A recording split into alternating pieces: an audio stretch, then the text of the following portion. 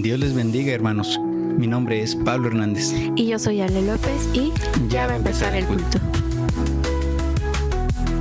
¿Ya viste la hora que es? Ya sabes que hay mucho tráfico. Ya sé, ya llevo todo. No, espérame, me falta la Biblia. Ay, como siempre. Pues apurémonos porque ya va a empezar el culto.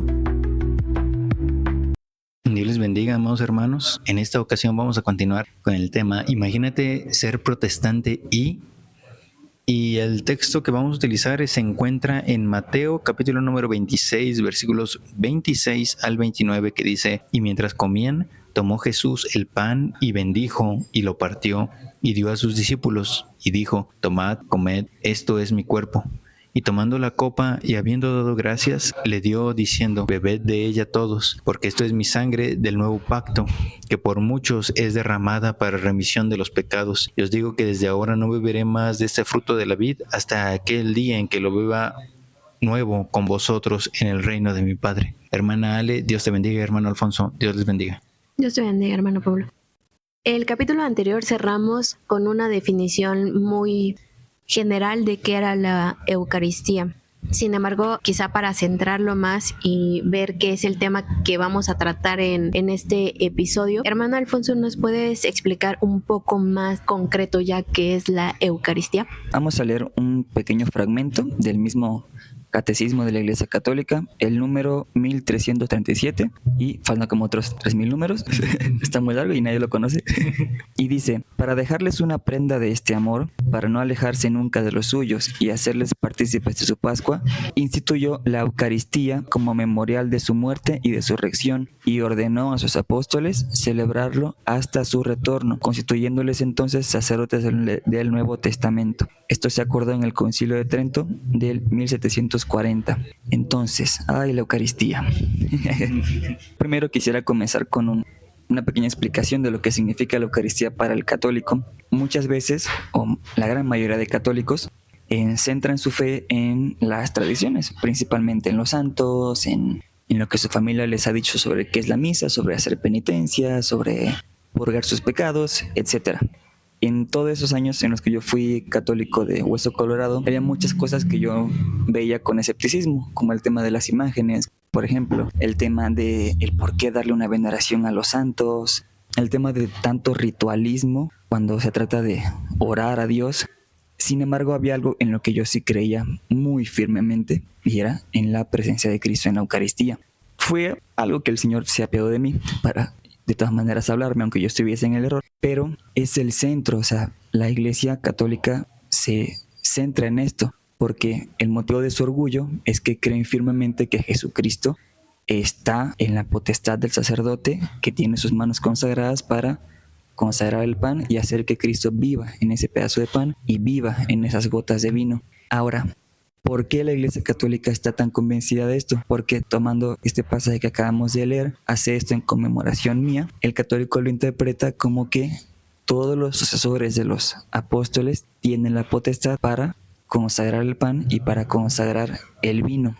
Aquí tengo que introducir un concepto que no se conoce mucho, que es la sucesión apostólica. Es un dogma de la Iglesia Católica en la que, por ejemplo, cuando eligieron a Matías, es una sucesión de un nuevo apóstol, y conforme se fue avanzando en la predicación, fueron dejando nuevos diáconos o nuevos discípulos que fueron sucesores de los apóstoles originales, y esto se conservó en la Iglesia Católica hasta nuestros días. Se considera que todos los curas que vemos por ahí, obispos, diáconos, son sucesores de los apóstoles, y por lo mismo ellos tienen las facultades, o como ellos dicen, los poderes de Cristo que Él les dejó en la palabra, de perdonar pecados, y especialmente en este caso, consagrar el pan y consagrar el vino. Ahora, yo creo que hay que hacer un comentario real de nosotros como cristianos protestantes. Primero, no somos protestantes de que estamos haciendo revueltas, ¿no? Estamos a favor del testamento, a favor de testare testamento. Y nosotros sí tenemos el sacramento de la Santa Cena. ¿Qué es un sacramento, hermana Ale? Es un mandato que el Señor Jesús instituyó, practicó y que nos los dejó bíblicamente plasmado. Por lo cual tenemos dos, que son la Cena del Señor y el bautismo en agua. vamos a entrar en mucha controversia y estamos dispuestos a escuchar los comentarios de todos los que nos estén oyendo, porque dentro de los cristianos, y es algo que se jacta mucho la Iglesia Católica, que ni siquiera nosotros nos ponemos de acuerdo en el dogma, en la enseñanza que se debe de llevar y debe de regir. Y por eso reiteramos el punto de que existen muchas denominaciones cristianas y hay neodenominaciones que te van haciendo aún más el caldo más gordo, como decimos aquí en México. Pero bueno, estamos dispuestos a escucharlos y tenemos comunión, nos llamamos hermanos, con las denominaciones que aceptan que el Señor Jesucristo es el que nos salva y somos salvos por gracia. Y ya de ahí, reitero, se desprenden muchas denominaciones e interpretaciones, pero esto es algo que instituyó el Señor. El sacramento. Espera, porque si yo estuviera escuchando este episodio y veo la participación de ambos, estaría yo dedujendo que tú estás apoyando el punto del hermano Alfonso con el comentario que acabas de hacer. ¿Por qué? Porque el hermano Alfonso está hablando de un sacramento que la Iglesia Católica realiza y tú también estás hablando del mismo sacramento y que también la Iglesia Cristiana realiza. Entonces, ¿cuál es la diferencia entre el sacramento realizado por la Iglesia Católica y el sacramento realizado por la Iglesia cristiana? Que bien, ya lo mencionas, que puede haber denominaciones y esas denominaciones tener una opinión. Sin embargo, nosotros como cristianos protestantes evangélicos, ¿cómo aceptamos el sacramento como lo maneja la Iglesia Católica o cómo se maneja? La gran diferencia que existe entre la Iglesia Católica y la Iglesia Cristiana es de que nosotros no confesamos, no creemos, no somos partícipes de la transubstanciación de los elementos. El pan sigue siendo pan, no se convierte en el cuerpo real del Señor Jesús. El jugo de la vid, jugo de uva, sigue siendo jugo de uva o vino. No se convierte literalmente en la sangre del Señor Jesucristo, porque si fuéramos así, me parece que la palabra es antropomórfagos o caníbales. Para los que no tenemos mucho lenguaje, si nos convertiríamos en caníbales, estamos comiendo carne humana, ¿no? Es una abominación. Sí, aparte, es que sí me causa mucha curiosidad respecto de la opinión que se tiene de la Eucaristía, porque no solamente el hermano Alfonso, que el Señor lo rescató de ahí, sino muchos católicos que están metidos realmente creen en esta parte de yo me estoy alimentando del cuerpo y de la sangre de Jesús y por ende eso me hace un poco superior a toda la demás gente. Sin embargo, lo acabas de decir, en el Antiguo Testamento entonces hay tiene cosas, sentido que se sientan más. No, es a lo que voy. En el Antiguo Testamento hay cosas que Dios menciona estrictamente que el hombre no tiene que hacer. Y una de ellas es el comer de la sangre de animal o incluso del propio ser humano. Entonces, Dios no puede caer en contradicción de sí mismo en cuanto a sus sacramentos instituidos y practicados por Él y en sus mandamientos instituidos, practicados y cumplidos por Él mismo, que es justamente el respecto de la sangre. Ahora, si quitamos esta parte de hacerlo en conmemoración de mí, esa es una parte que le da el enfoque al sentido literario de cómo está plasmado la palabra de Dios. Es decir, no está hablando estrictamente que ustedes van a comer de mí, ustedes van a beber de mi sangre, sino dice, háganlo en conmemoración. ¿Esto qué quiere decir? Que justamente le va a dar un sentido a la institución de la Cena del Señor. No es que lo estén haciendo de manera literal. El católico está bastante convencido de esto, principalmente también por la parte en Juan 13 en el que dice, y el Señor, habiendo amado a los suyos, les amó hasta el extremo. Y si bien esto es una referencia a que Jesucristo murió por nosotros y resucitó, también lo interpretan como una referencia a que Jesucristo nos amó tanto que nos dio incluso de su cuerpo e incluso de su sangre para alimentarnos de Él. Nosotros nos alimentamos de Cristo, no en una manera literal, pero ellos lo toman de esa manera, que el amor no va simplemente a la parte espiritual, sino que llega incluso a la parte física. Como nosotros realmente sí nos alimentamos del Señor Jesús, pero ¿cómo es esto, hermano? A través de su palabra, a través del Espíritu Santo, a través de los medios de gracia que él dejó.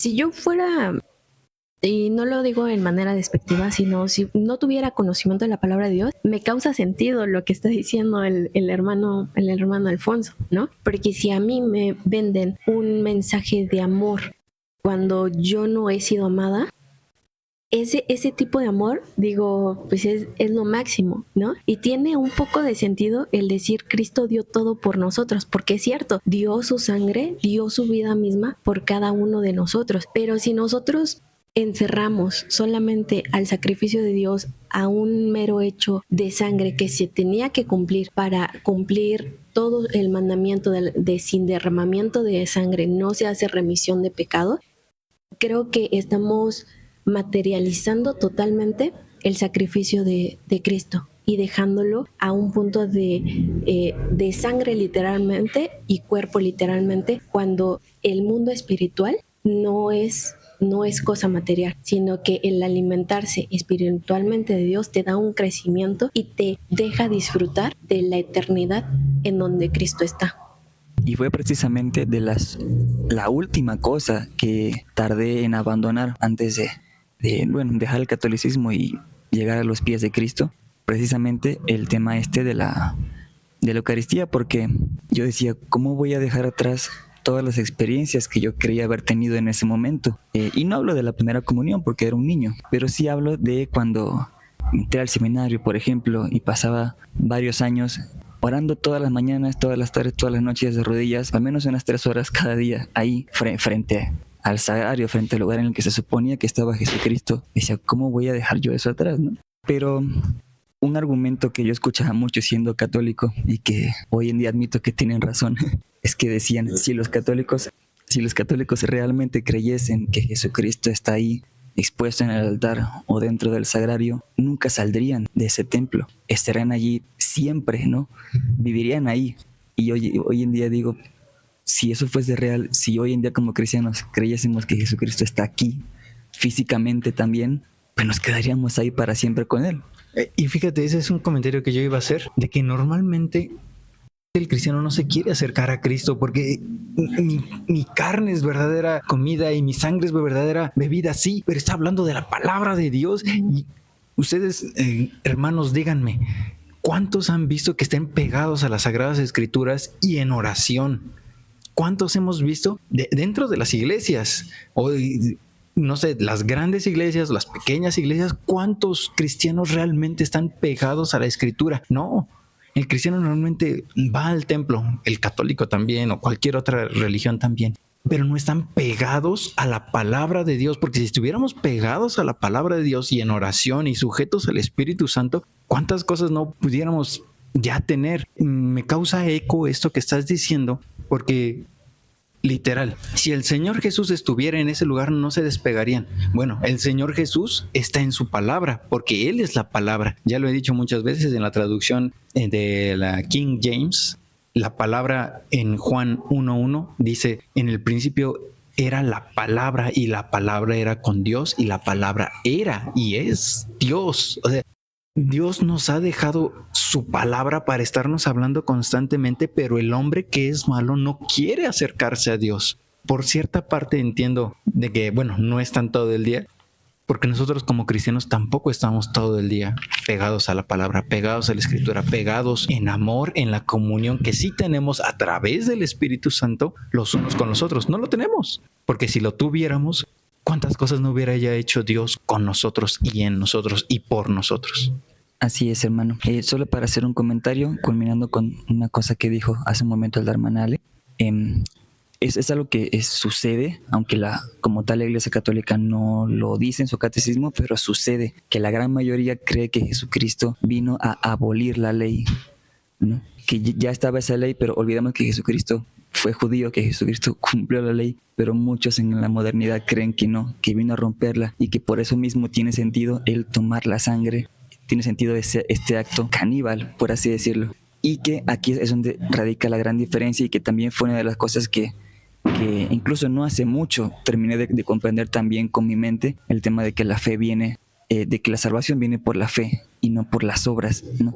Y me di cuenta de que todo esto que yo hacía siendo católico eran obras con las que yo buscaba mi salvación, con las que yo buscaba gracia, con las que yo buscaba la redención. Próximamente vamos a hacer un podcast con el título Salvo, siempre salvo.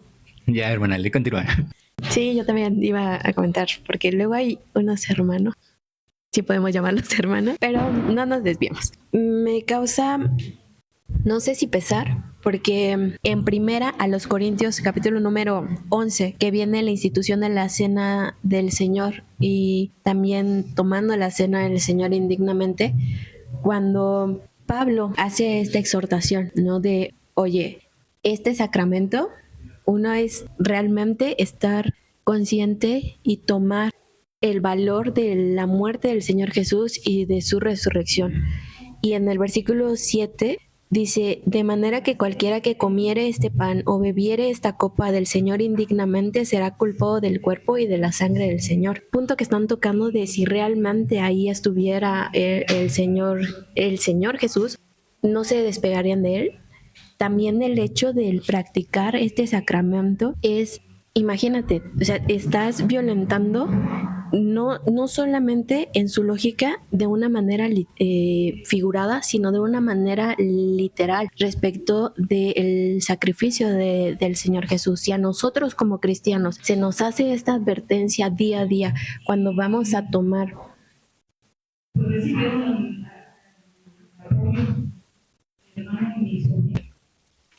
Si el apóstol Pablo, y es una de las lecturas que antes de pasar a la mesa del Señor, de ser partícipes de este sacramento como nosotros los cristianos, siempre el pastor nos hace de, ¿estás a cuenta con el Señor? ¿Tu vida realmente refleja el que Cristo vive en ti?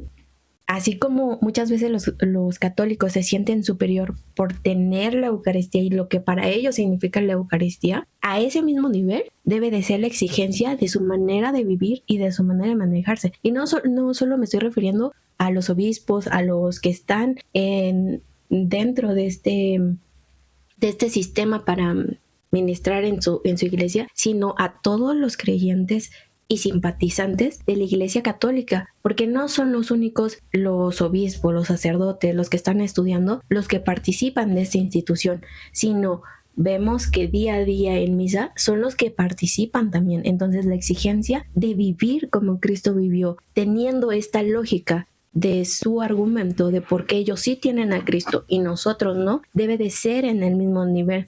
¿Por qué? Porque ellos mismos lo están manejando de esta forma. Ahora a mí me hace ruido porque nosotros, o sea, como cristianos protestantes evangélicos, tenemos esta exhortación. Siempre que se imparte la cena del Señor, tenemos esta exhortación. Y bueno, ya no digamos de nosotros que lo practicamos como iglesia Benecer 3 veces al año. Hay otras iglesias que lo practican cada domingo o cada mes o cada muy corto tiempo. Y la vida que llevamos como cristianos no es la que refleja una vida de Cristo. Y, o sea, más allá de que digamos es que somos elegidos para vivir en santidad, más allá de eso, bueno, si eres elegido, ¿qué pasó ahí? Para vivir en santidad. ¿Por qué no se han manifestado los dones del Espíritu Santo, en la llenura del Espíritu Santo en una persona que ha sido elegida o predestinada, o nosotros mismos que no confesamos estas partes? Por eso decía vamos a recibir críticas. Pero bueno, nosotros mismos, si decimos que tenemos la comunión con el Señor en cada cena del Señor, ¿por qué nosotros seguimos viviendo en esta carnalidad, en esta mundanalidad, en este tipo de cosas que nos separan del amor de Dios? Ahora, quizá también para ya ir cerrando, si bien ya le respondí a la hermana Ale, a esta youtuber joven, cierra con una cosa más, ella en sus videos, que Cristo fundó la Iglesia Católica. Esto no es verdad. El Señor Jesús no vino a fundar ninguna iglesia, ninguna denominación. El Señor Jesús vino a dar su vida por todos y cada uno que le acepten como su único y suficiente Salvador. Y sí, primero era para los judíos, pero gracias al rechazo de los judíos, ahora nosotros como gentiles tenemos entrada a esa gracia maravillosa.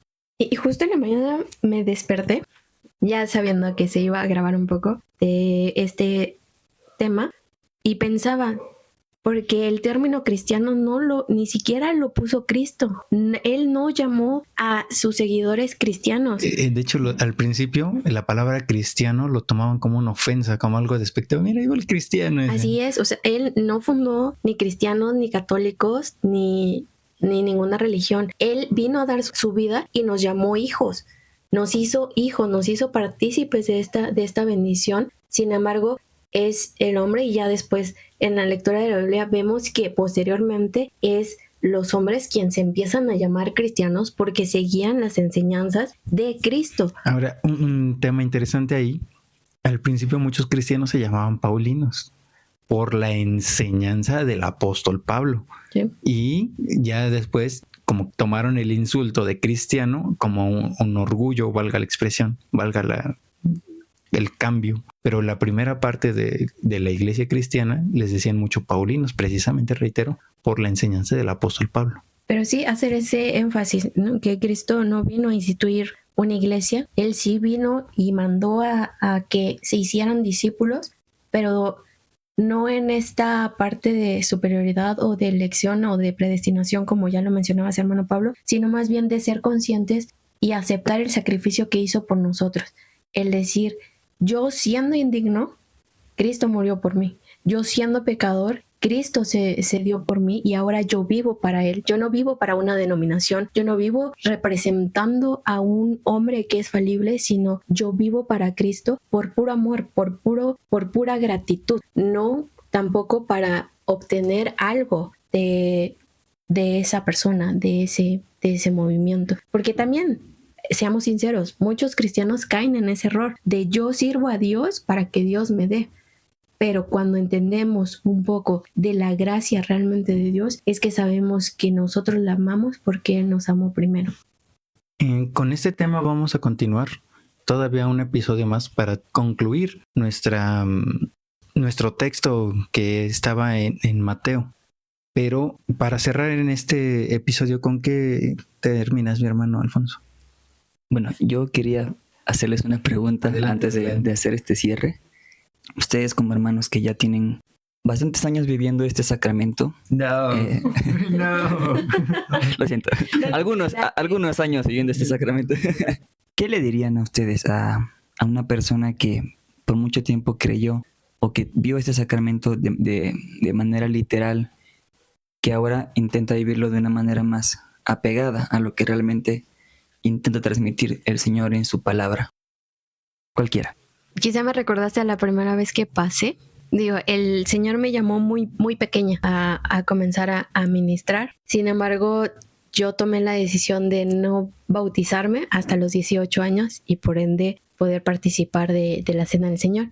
Pero yo me acuerdo que yo tenía una expectativa en mi mente de lo que era tomar la mesa del Señor. Yo me estaba preguntando más el cómo vas a ver el pan y si realmente me iban a dar vino o no. Esa era mi expectativa. O sea, como quizá joven inexperta, aunque ya el Señor me había dado la confirmación de que le iba a servir, tenía como esa expectativa. O sea, humana, tenía eso. Pero cuando al momento de que el pastor nos llama a los recién bautizados y doblé mis rodillas, todo eso pasó a segundo plano. ¿Por qué? Porque desde el momento en que pasé, sentí la presencia de Dios. Y ese ritual que pudiera ser tomado meramente humano se convirtió en una experiencia personal con el Dios que yo ya le estaba sirviendo. O sea, fue un punto de experimentar la presencia de Dios en ese momento. Y sabía que estaba recordando la muerte y resurrección del Señor Jesús, ese sacrificio tan grande que Cristo hizo por mí. Y sentí ese amor más palpable que nunca. Yo insistiría en la exhortación de la cena. El pan sigue siendo pan y el jugo de la vid sigue siendo jugo de la vid. Y no es lo malo lo que entra en el cuerpo, sino lo que sale. Es decir, ¿cómo estás viviendo? ¿Qué vas a dar? Porque si solo quieres recibir, bueno, pues creo que todos quieren recibir algo, ¿no? Todos quieren tener algo o ser partícipes de algo mayor. O por el otro lado, como quizá la expectativa de la hermana Ale, en decir, me voy a bautizar con mi navaja suiza porque ahora mi navaja suiza va a ser santa. voy a pasar a la cena del Señor y me voy a llevar mis zapatos favoritos. Y ahí ya nos estamos convirtiendo en materialistas. Y estamos dándole un valor a las cosas materiales, humanas, que perecen, el cual no tienen, pero nosotros le estamos dando ese valor. Y no es así. El que tiene el valor, el que tiene toda la potestad y todo el reconocimiento es Cristo Jesús. Y algo muy importante, la muerte del Señor Jesús anunciáis hasta que Él venga. Quiere decir que nosotros debemos estar expectantes a la venida del Señor. ¿Qué tal si viene hoy y yo estoy en muy malos pasos? ¿Qué tal si viene hoy y yo dije una grosería, mentí, robé, maté, etcétera, etcétera, etcétera? Cualquier pecado que se nos venga a la mente. Por eso no es lo malo lo que entra, sino lo que sale de la boca del hombre. Muchas gracias, hermanos. Y bueno, ya para terminar y cerrar, el cristiano... Solamente iba a hacer un comentario. Si no, pues ya lo editan y lo sacamos del podcast.